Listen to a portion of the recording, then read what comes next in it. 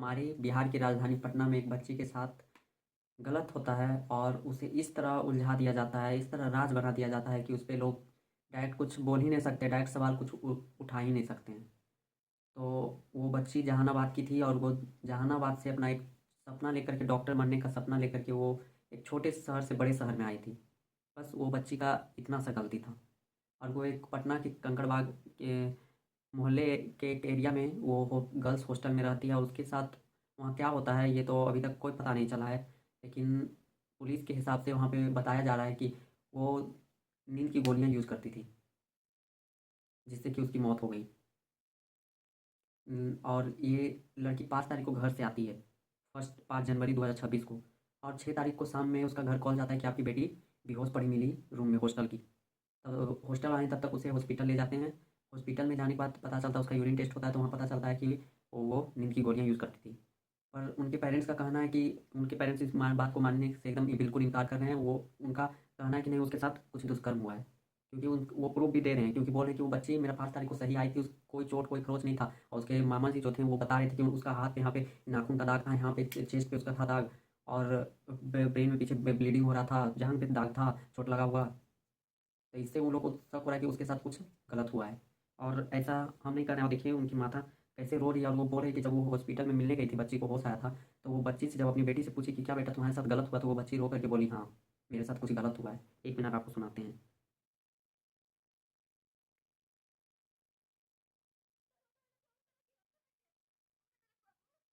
1 minute.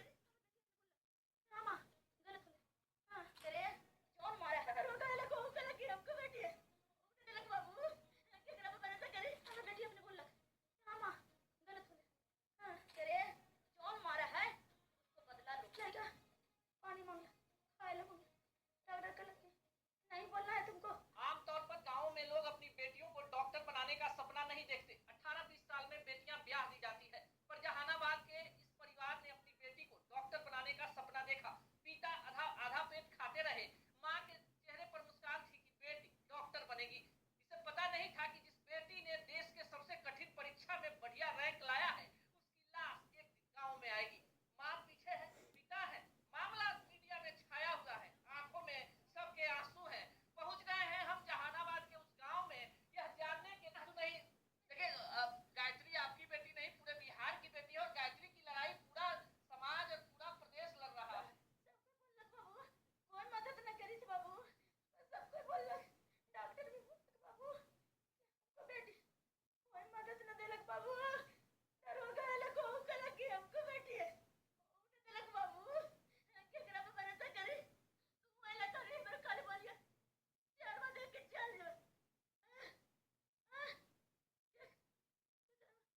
देखिए, माँ है और माँ कह रही है कि जो आ रहा है ये आश्वासन दे रहा है कि आपकी बेटी नहीं थी, वो पूरे समाज की बेटी थी। पर जो आ रहा है वो सिर्फ आश्वासन देता है, भाषण देता है और चला जाता है। पर उस वेदना को एक माँ समझती है, जिसने 9 महीने तक बेटी को गर्भ में पाला और उस बेटी को डॉक्टर बनाने के लिए काफी परिश्रम किया।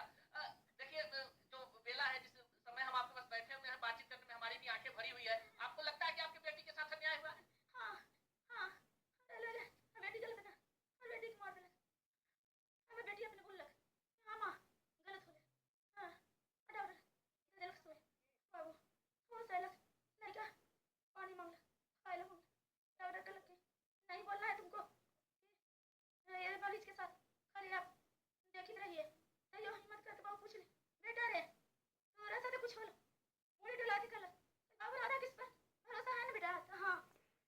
इसमें ये माँ कह रही है साफ साफ कि हाँ, उससे जब वो हॉस्पिटल में मिली तो उनसे जब पूछा गया, वो बच्ची से जब पूछी कि बेटा तुम्हारे साथ कुछ गलत हुआ, तो वो बच्ची मुंडी हिला करके बोली हाँ। इसमें ये वीडियो में साफ बोली है ये माँ। अब पता नहीं क्या हुआ ये तो पता नहीं है, लेकिन माँ इसमें बोल रही है तो झूठ तो नहीं बोल रही। और जो दाग उसके अथी पर ये सब बताया जा रहा है, ये सब क्या साबित कर रहा है? ये नींद की गोली से हो जाएगा? बस यही सवाल का जवाब चाहिए। ऐसा भी कुछ होता है कि गोली खाने से किसी मतलब शरीर पे दाग आ जाता है या फिर कट जाता है, ऐसा कुछ चोट लग जाता है? दवाई खाने से थोड़ा सा, अगर पॉइजन ज़्यादा खाने से बॉडी में चेंज आ सकता है कलर में 2-3 दिन के बाद, लेकिन ऐसा कुछ नहीं हुआ। और ऐसी बेटी हमारे भारत में एक नहीं है, ऐसी गायत्री एक नहीं है। कितनी गायत्री चली गई इस दुनिया को छोड़कर। लेकिन हमारा सरकार, हमारा ये कानून, हमारा ये सुप्रीम कोर्ट, हमारा कहाँ बैठा हुआ है ये सुप्रीम कोर्ट? इतना डेली एक रेप का मामला आ रहा जा रहा है, कितना सुप्रीम कोर्ट कितना फैसला दे पा रहा है, कितना सज़ा, ऐसा कौन सा सज़ा दे रहा है जो कि अगला दिन से मतलब कोई रेपिस्ट सोच भी नहीं सकता कि इस मतलब कि अगला बर्दाश्त ऐसा कुछ हो। ऐसा कौन सा कानून बनाया गया है? ऐसा क्या उस अगर कानून बनाया भी गया तो कहाँ यूज़ किया जा रहा है? कहाँ रुक रहा है वो ऐसा बनाया हुआ कानून से कहाँ रुक रहा है रेप? हर एक दूसरा दिन, हर तीसरा दिन मामला आ ही जा रहा है। ये तो एक आपको खाली एक बच्ची का माँ का तकलीफ सुनाए हैं। ऐसे कितनी माँ भरी पड़ी है हमारे देश में, और हम कहते हैं हमारा देश महान है। ऐसे बनेगा हमारा देश महान? विश्व गुरु जहाँ की बेटियाँ सुरक्षित ही नहीं है। कहाँ गए ये सम्राट चौधरी जो कि बच्चियों का सेफ्टी के लिए स्कूल के पास पुलिस भेजने वाले थे छुट्टी वक्त उनके सेफ्टी के लिए? अरे नहीं चाहिए स्कूल के पास सेफ्टी। आपको अगर किसी के साथ अन्याय हो रहा है तो उसे न्याय दिलाने के लिए बस उस दरिंदे को ऐसी इतनी कड़ी सज़ा दीजिए, इतनी कड़ी कड़ी सज़ा कि अगला बार कोई हिम्मत ही ना करे। बस आपसे इतनी सी गुजारिश है। और आपको और कोई आपसे नहीं चाहिए, पुलिस फोर्स आपका कोई बॉडीगार्ड नहीं चाहिए। और ये सिर्फ एक स्टेट का, बिहार का बात नहीं है। कानपुर में अभी 14 साल की बच्ची के साथ हो जाता है, रेप हो जाता है, बस वो घर से टॉयलेट करने के लिए बाहर निकलती है, उसे किडनैप कर करके स्कॉर्पियो में उसके साथ रेप कर लिया जाता है और फिर उसी के घर के पास उसे फेंक दिया जाता है ले जाकर। और वो रेपिस्ट कौन होता है? दरोगा। जब रक्षक ही भक्षक बन जाए जिस देश का, उस देश का क्या होगा? जहाँ हम लोग फर्स्ट रिपोर्ट लेकर के एफआईआर दर्ज करना होता है तो पहले हम थाना जाते हैं। जब वही लोग दरिंदे हैं तो कैसे जाएँ वहाँ पे? कैसे जाएंगे केस लिखवाने के लिए? और केस लिखवाएं तो क्या प्रूफ है कि हमको न्याय मिल ही जाएगा?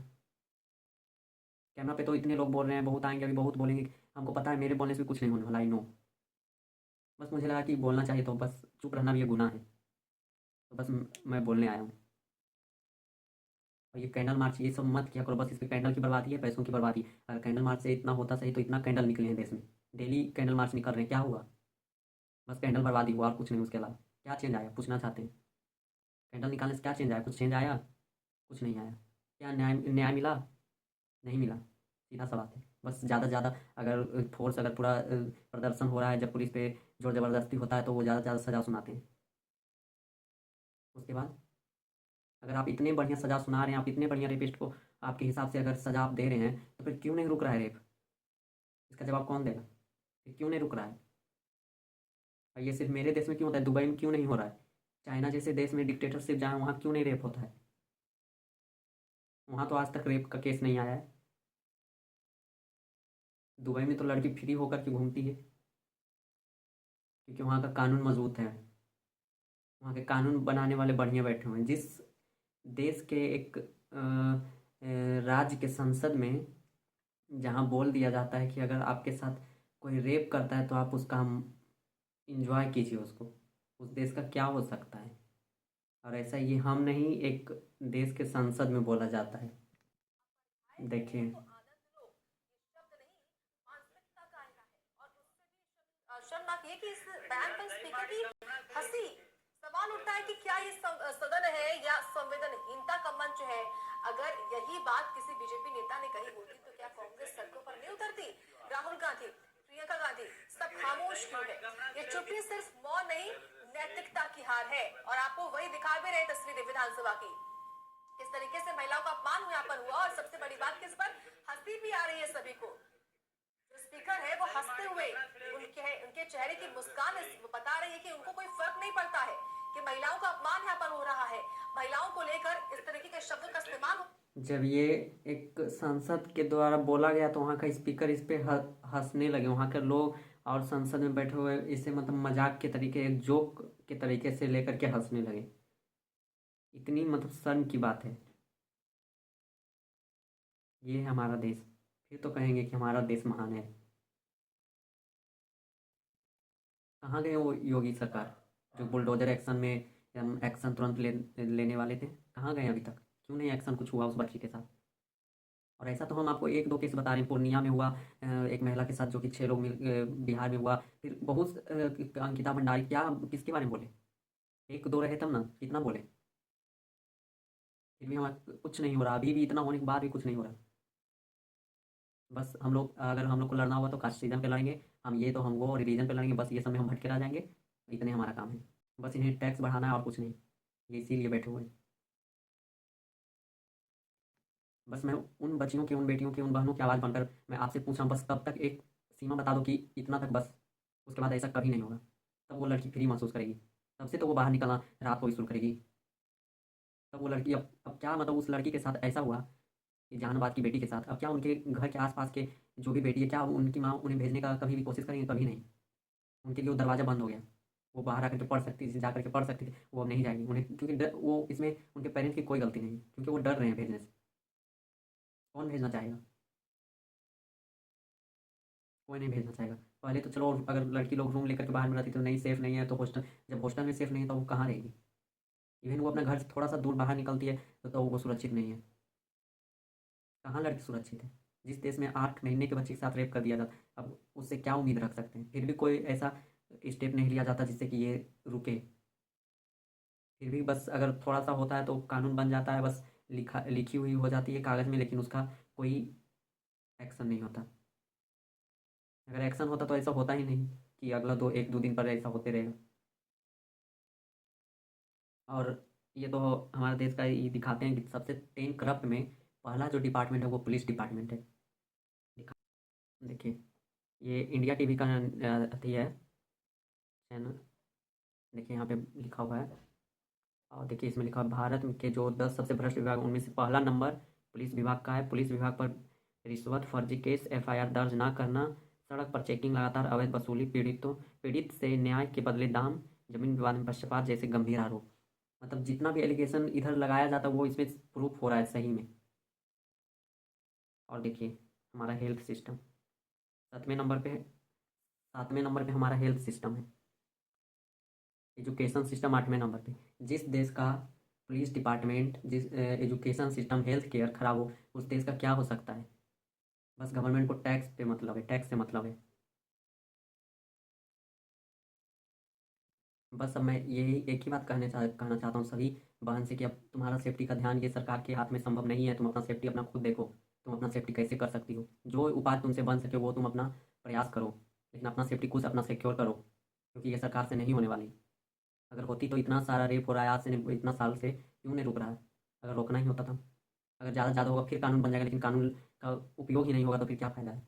बस हमें माता पिता से इतना अनुरोध है कि आप बच्चे को स्कूल ज्वाइन करने से पहले आप उसे कराटे का क्लास, जिम का क्लास ज्वाइन करवाएं, क्योंकि वो बचेगी तब तो पढ़ेगी। पढ़ लेगी लेकिन बचेगी नहीं तो फिर क्या फ़ायदा? इसलिए उस वो अब सरकार के बस में नहीं है। वो ये नहीं कि तुम नज़र झुका कर चलो, तुम उसे नज़र मिलाने के लिए बताइए, नज़र मिला करके चलने के लिए बताइए, उसे लड़ने के लिए सिखाइए, उसे झांसी की बाली की रानी का कहानी सुनाइए, उसे 4 लोगों का ताना का ताना जो देते हो वो मत सुनाइए। कहाँ गए वो 4 लोग? इतना गलत हो रहा है तो क्यों नहीं बोलते हैं? अभी वो 4 लोग नहीं आएंगे बोलने के लिए। जब कुछ हो जाएगा तो वो 4 लोग कुछ भी करने नहीं आएंगे, इसलिए 4 लोग के बाद अब बेटी को बेटा की तरह पालो। यहाँ तो यहाँ बेटी डॉक्टर बनने जाती है तब उसके साथ रेप कर दिया जाता है, डॉक्टर बन जाती है, वो कॉलेज में जाती है तब रेप कर दिया जाता है। अब क्या मतलब, अब क्या बोल सकते हैं? बंगाल में तो सुने होंगे ना कि एक डॉक्टर के साथ रेप हो गया, उसकी हत्या कर दी गई। क्या हुआ उस आरोपी का? कोई कैमरा के सामने बोलना नहीं चाहते, कोई किसी का नहीं, जब उनके पे बीत जाता है तब वो आते हैं बोलने के लिए, नहीं तो वो चुप्पी साधे रहते हैं। हमें तो चुप रहना सिखा दिया गया है। सच्चाई, बस फ्रीडम ऑफ स्पीच है हमारी कंट्री में, लेकिन बोल नहीं सकते हैं, हो करके भी ना है। सही बोलने पर यहाँ लोगों को डंडे बरसाए जाते हैं। वो बच्ची के लिए प्रोटेस्ट जब किया गया तो उस प्रोटेस्ट में उसे लाठी चार्ज किया गया। यहाँ मतलब सही उसका जांच करने के बजाय उस पर लाठी चार्ज कर दिया गया। अगर आप शांतिपूर्वक भी प्रोटेस्ट करें तो बस आप पे लाठी चार्ज कर दिया जाएगा, सीधा सा एक फंडा है हमारा देश का। ये कब तक? बस ये एक सवाल बनकर रहा है। बस कब तक, एक तो बता दो, कब तक? हमें कोई पार्टी से मतलब नहीं है, कोई, हम किसी का कोई सपोर्टिव नहीं, सपोर्टर नहीं है ना किसी का, हम कुछ हैं, हमको कोई पार्टी से मतलब नहीं है। हमें बस बेटियों का सुरक्षा चाहिए, चाहे कोई पार्टी से हो, कुछ से हो, बस आप सुरक्षा दो, ताकि हम अपनी बहन को बोल सकें कि हाँ अकेली आप जा सकती हो। अकेले भेजने में कोई डर ना हो, कोई झिझक ना हो। बस इतना आपसे रिक्वेस्ट कर रहे हैं। हमें यहाँ पे किसी को एलिगेशन किसी पे लगाने हैं, बस आपकी सच्चाई को यहाँ पे लाए हैं। फिर लोग बोलते हैं क्यों ये बड़े लोग फॉरेन कंट्री चले जाते हैं? क्यों ना जाएं? इसका रीज़न हम पूछते हैं, क्यों ना जाए? इतनी शर्म की बात है, जिस देश की राष्ट्रपति एक महिला हो उस देश में महिला सुरक्षित नहीं है। हमारी कंट्री का फर्स्ट पर्सन महिला, फिर भी महिला सुरक्षित नहीं है हमारे देश। नवरात्रि आएगा, इन्हीं बेटियों का पैर पूजा जाएगा बस 9 दिन के लिए। बस एक दिन 9 दिन भी नहीं देखा जाता है, बस एक दिन कन्या भोजन दिन बस उसका सही सत्कार किया जाता है बस। मैं उन बेटियों से, उन माता पिता से कहती हैं कि अब किसी को मत भेजिए कंचा खाने, जो कन्या जमाया जाता है मत भेजिए। क्या फ़ायदा ऐसे देश में जहाँ लड़की को देवी के रूप में और इधर गाली दे, इधर उसको ऐसी नज़र से देखे, क्या फ़ायदा ऐसा। इससे तो बढ़िया जो देश दुर्गा बेटी को ना मानता हो वही ठीक है। जिस देश में गंगा माँ को गंगा मानो लेकिन गंगा से ऐसी गंगा माँ ऐसी नहीं है। जिस देश में गाय माता को गाय रो रही है सड़क पे, जिस देश में बेटी को दुर्गा बोला जाए उसी देश में उसके साथ गलत हो रहा है। मैं बेटियों से कहता हूँ प्लीज़ अब तुम ये सब अधिक छोड़ दो, ये सब झूठ कन्याकुमारी जमुना ये सब कुछ नहीं है। हमारे सरकार योगी जी कहाँ गए? वो जो नवरात्रि आता है तो उन बेटियों को वो नीचे पैर धोते हैं, ये करते हैं, वीडियो वायरल होता है, कहाँ? अभी 26 जनवरी आने वाला है, जिस दिन हमारा कॉन्स्टिट्यूशन, जिस दिन हमारा संविधान लागू हुआ था। हमारे लिए तो गर्व की बात है कि संविधान बनाने वाले भी महान थे और लागू करने वाले अभी जो हमारे देश को चला रहे हैं, जो प्रशासन है, जो कुशासन की सरकार है, उनसे नहीं कानून संभाला जा रहा। ऐसा मैं नहीं बोल रहा हूँ, मैं अभी दिखाया हूँ ना आपको कैमरा में कि देखिए टॉप 10 करप्टेड लिस्ट, जिसमें कि मेन मेन जो सही होना चाहिए वही करप्शन, वही करप्ट है। फिर क्या होगा उस देश का? क्या ही उम्मीद कर सकते हैं? टैक्स का तो बोलिए मत, टैक्स छू रहा है आसमान। और लाइफ, क्वालिटी ऑफ लाइफ एकदम पुअर। अगर पब्लिक पब्लिक जैसे ही आप पब्लिक यूज़ करने से, गवर्नमेंट का कोई भी चीज़ यूज़ करने से पहले मन में आ जाता है कि ये ऐसा होगा, वहाँ लोग जाना ही नहीं चाहते। ट्रेन में चढ़ो तो धक्का मुक्की खाओ, जनरल बोगी में, कहीं पब्लिक बस पे चढ़ो, ट्रांसपोर्ट पे चढ़ो, उस पर धक्का मुक्की खाओ। मतलब हर जगह क्वालिटी ऑफ लाइफ पुअर है, बट इन्हें टैक्स टैक्स टैक्स बस चाहिए और कुछ नहीं। और हम मूर्ख जनता बस एक कास्ट पे अटक के रह जाते हैं, रिलीजन पे अटक के रह जाते हैं। कहाँ गए वो नीले झंडे वाले जो डॉक्टर भीमराव अम्बेडकर अम्बेडकर करते रहते हैं? कहाँ गए? अभी उनको ये सब नहीं दिख रहा है, देश में इतना अति हो रहा है उनका कानून के साथ? कहाँ गए? जय हिंद, जय भारत।